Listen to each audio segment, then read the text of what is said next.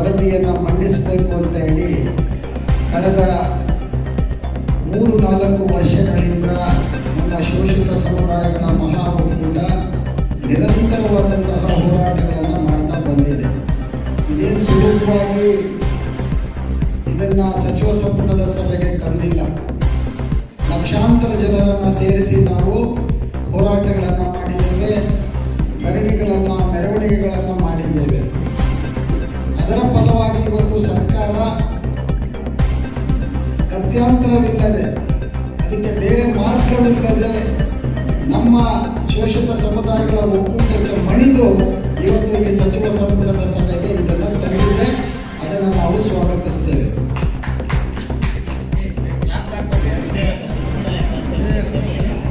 ಇವತ್ತು ಇನ್ನೂ ಕೂಡ ವರದಿ ಸಮಗ್ರವಾಗಿ ಸಚಿವ ಸಂಪುಟದ ಸಭೆಯಲ್ಲಿ ಚರ್ಚೆ ಆಗಬೇಕು.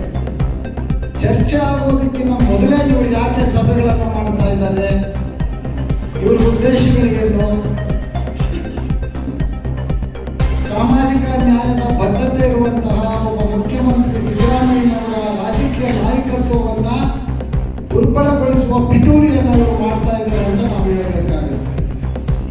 ಬಿಜೆಪಿ ಜೊತೆ ಸೇರಿಕೊಂಡು ಕಾಂಗ್ರೆಸ್ನಲ್ಲಿರುವಂಥ ಕೆಲವರೆಲ್ಲ ಕೈ ಜೋಡಿಸಿಕೊಂಡು ಇವತ್ತು ಸಿದ್ದರಾಮಯ್ಯನವರ ನಾಯಕತ್ವವನ್ನು ದುರ್ಬಲಗೊಳಿಸುವ ಪ್ರಯತ್ನಕ್ಕೆ ಅವರು ಕೈ ಹಾಕ್ತಾ ಇದ್ದಾರೆ. ಅದು ಸಾಧ್ಯ ಇಲ್ಲ ಅನ್ನೋದನ್ನ ನಾವು ಹೇಳ್ತಾ ಇದ್ದೀವಿ. ಜೊತೆಗೆ ಒಂದು ವೇಳೆ ಆ ವರದಿಯಲ್ಲಿ ಲೋಪದೋಷಗಳಿದೆ ಅನ್ನೋದು ಗೊತ್ತಾಗೋದು ಯಾವಾಗ, ಸೋರಿಕೆ ಆಗಿದೆ ಅಂತೇಳಿ ಮಾಧ್ಯಮಗಳಿಗೆ ಹೇಳ್ತಾ ಇದ್ದಾರೆ. ಹೇಗೆ ಸೋರಿಕೆ ಆಗುತ್ತೆ? ಈಗಾಗಲೇ BPL ಭಾರತದ ಶ್ರೇಷ್ಠ ಕೈಗಾರಿಕೆ PEL ಅದನ್ನ ಈಗಾಗಲೇ ಕ್ರೋಢೀಕರಣ ಮಾಡಿ ಅತ್ಯಂತ ಸುರಕ್ಷಿತವಾಗಿ ಅದನ್ನ ಇಟ್ಟಿದ್ರು. ಈಗ ಅದು ಸರ್ಕಾರದ ಹತೋಟಿಯಲ್ಲಿದೆ. IIM ಅದನ್ನ ಸರ್ಟಿಫೈ ಮಾಡಿದೆ, ಅದು ವೈಜ್ಞಾನಿಕವಾಗಿದೆ ಅಂತ ಹೇಳಿ. ಹಾಗಾದ ಮೇಲೆ ಕನಿಷ್ಠ ಸಮಾಧಾನದಿಂದ ಚರ್ಚೆ ಮಾಡುವ ಮೂಲಕ ಅದರಲ್ಲಿ ಏನು ಸಾಧಕ ಬಾಧಕಗಳಿದೆ ಅನ್ನೋದನ್ನ ಸಂಪುಟದ ಸಚಿವರುಗಳಾಗಿರ್ಬೋದು ಅಥವಾ ಸಮುದಾಯಗಳ ಮುಖಂಡರುಗಳಾಗಿರ್ಬೋದು ಅತ್ಯಂತ ಸೌಹಾರ್ದತೆಯಿಂದ ನಾವು ಬಗೆಹರಿಸ್ಕೋಬೇಕಾಗತ್ತೆ. ಯಾವ ಬಸವಣ್ಣನವರ ಹೆಸರು ಹೇಳುವಂಥವರು ಮಹಾಕವಿ ಕುವೆಂಪು ಅವರನ್ನ ನಾವು ನೆನಪು ಮಾಡಿಕೊಳ್ತಾ ಇದ್ದೇವೆ. ಅಂಥ ಸಮುದಾಯಗಳನ್ನು ಪ್ರತಿನಿಧಿಸುವಂಥವರು ಇವತ್ತು ಈ ದುರ್ಬಲ ಜಾತಿಗಳ ಮೇಲೆ ಈ ರೀತಿಯ ದಬ್ಬಾಳಿಕೆ ಮಾಡೋದನ್ನ ಸಹಿಸಕ್ಕೆ ಸಾಧ್ಯ ಇಲ್ಲ. ಆದ್ರಿಂದ ಪ್ರಜಾಪ್ರಭುತ್ವದಲ್ಲಿ ಅವರವರ ಭಾವನೆಗಳನ್ನು, ಅವರವರ ವಿಚಾರಧಾರೆಗಳನ್ನು ಅಭಿವ್ಯಕ್ತಿಗೊಳಿಸುವ ಅವಕಾಶಗಳು ಎಲ್ಲರಿಗೂ ಇದೆ, ಅದು ತಪ್ಪಲ್ಲ. ಆದರೆ ಅದರ ನೆಪದಲ್ಲಿ ನಾವು ಬಲಾಢ್ಯರು, ನಾವು ಬೇಕಾದರೂ ಮಾಡಬಹುದು ಅನ್ನುವಂತಹ ಈ ರೀತಿಯ ನಡವಳಿಕೆ ಇದೆಲ್ಲ, ಇದನ್ನ ಸಹಿಸಿಕೊಳ್ಳಕ್ಕೆ ಸಾಧ್ಯ ಇಲ್ಲ.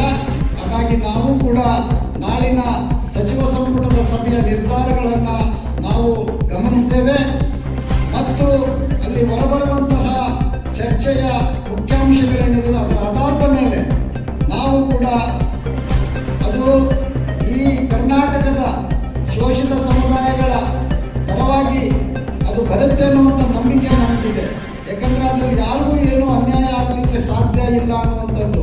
ಯಾಕಂದ್ರೆ ಇದು ಸಾಮಾಜಿಕ ಮತ್ತು ಶೈಕ್ಷಣಿಕ ಇದು ಸಮೀಕ್ಷೆ, ಇದು 101 ಎಲ್ಲ ಜಾತಿಗಳ ಸಮೀಕ್ಷೆ, ಇದು ಕೇವಲ ಯಾವುದೋ ಕೆಲವು ಜಾತಿಗಳ ಸಮೀಕ್ಷೆ ಅಲ್ಲ. ಅದರಿಂದ ಆಯಾ ಜಾತಿಗಳ ಅವರ ಆರ್ಥಿಕ, ಸಾಮಾಜಿಕ, ಶೈಕ್ಷಣಿಕ ಮತ್ತು ಔದ್ಯೋಗಿಕ ಅವರು ಹೊಂದಿರುವಂಥ ಸ್ಥಾನಮಾನಗಳು ಗೊತ್ತಾಗುತ್ತೆ. ಗೊತ್ತಾದ ಮೇಲೆ ನಿಜವಾಗ್ಲೂ ಯಾರು ಕಟ್ಟಕಡೆಯ ಮನುಷ್ಯ ಇರ್ತಾನೆ ಅವನಿಗೆ ಸರ್ಕಾರ ಯಾವ ಸೌಲಭ್ಯಗಳನ್ನು ಕೊಡಬೇಕು ಅನ್ನೋದು ನಿರ್ಧಾರ ಆಗುತ್ತೆ. ಅದನ್ನ ಬಿಟ್ಟು ಈ ರೀತಿಯ ದಬ್ಬಾಳಿಕೆಯ ಮಾತುಗಳನ್ನು ಹೇಳ್ಕೊಂಡು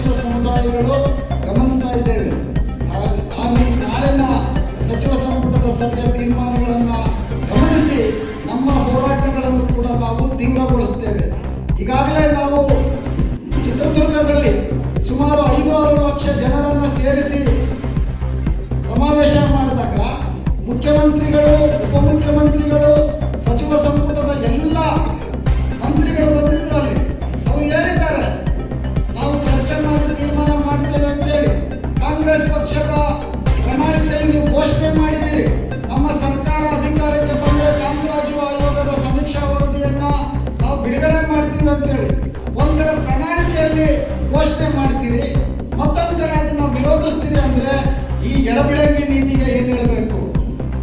ಜೊತೆ ಮನೆ ಮನೆಗೂ ಬಂದಿಲ್ಲ ಅಂತ ಹೇಳ್ತೀರಿ. ಯಾವ ಮನೆಗೆ ಬರ್ಬೇಕಾಗಿತ್ತು ಅವರು? ಬಂದಾಗ ನೀವು ಆ ಮನೆಯಲ್ಲಿ ಇದ್ರೆ ಏನ್ ಮಾಡ್ಬೇಕು ನಾವು? ಇವೆಲ್ಲ ಪ್ರಶ್ನೆಗಳಿದ್ದಾವೆ. ಆ ನಿಟ್ಟಿನಲ್ಲಿ ಇವತ್ತು ನಾವು ಸನ್ಮಾನ್ಯ ಸಿದ್ದರಾಮಯ್ಯನವರ ಸಾಮಾಜಿಕ ವಿಚಾರಧಾರೆಗೆ ನಾವೆಲ್ಲರೂ ಕೂಡ ನಾವು ಅವರ ಪರವಾಗಿದ್ದೇವೆ, ಅವರು ಬೆನ್ನಿಗಿದ್ದೇವೆ. ಅವರು ಯಾವುದೇ ಕಾರಣಕ್ಕೂ ಈ ಎಲ್ಲ ರೀತಿಯ ದಬ್ಬಾಳಿಕೆಗಳಿಗೆ ಅವರು ಈಡಾಗಬಾರದು. ಇದನ್ನ ಅವರು ಈ ಒಂದು ಸಮಾಜದ ಕಟ್ಟಕಡೆಯ ಮನುಷ್ಯನ ಹಿತಾಸಕ್ತಿ ಕಾಪಾಡೋದಕ್ಕೆ ಅವರು ಬದ್ಧರಾಗಿರ್ತಾರೆ ಅನ್ನುವಂಥ ಭರವಸೆಯೊಂದಿಗೆ ನಾವಿವತ್ತು ಸಂಪೂರ್ಣವಾಗಿ ಆ ವರದಿ ಜಾರಿಗೆ ಆಗಬೇಕು ಅಂತ ಹೇಳಿ ನಾವು ಒತ್ತಾಯವನ್ನು ಮಾಡ್ತಾ ಇದ್ದೇವೆ. ಜೈ ಭೀಮ್.